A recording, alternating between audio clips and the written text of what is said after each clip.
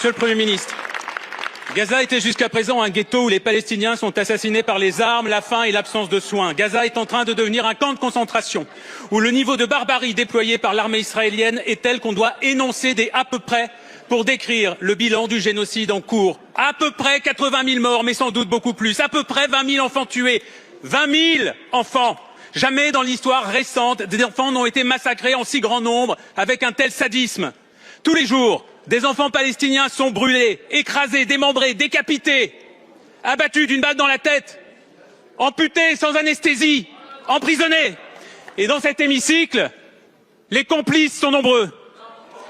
Les complices sont ceux qui se rendent en Israël pour soutenir le gouvernement fasciste de Netanyahou et encourager son armée. Les complices sont ceux qui répandent la propagande du groupe de lobbying de l'extrême droite israélienne Elnet. Les complices sont ceux qui mènent des campagnes de diffamation contre la rapporteure spéciale de l'ONU pour les territoires palestiniens. Les complices sont ceux qui reçoivent à Paris des ministres d'un État désormais voyou, mais qui sont incapables de la moindre sanction, de la moindre réprimande. Et s'il y a tant de complices ici, c'est parce que la vie des enfants palestiniens a moins de valeur pour vous que la vie des autres enfants dans le monde. Pour vous, ce ne sont que des à peu près. Mais pour nous, ce sont nos enfants.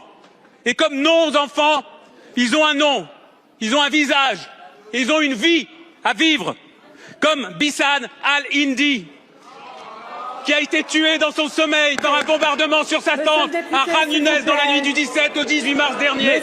Regardez ce visage. C'est interdit de brandir des affiches. Regardez tous ces visages autour de moi. Ce sont les visages de notre mauvaise conscience. Vous n'avez plus la parole. Je ne sais pas à qui s'adresser.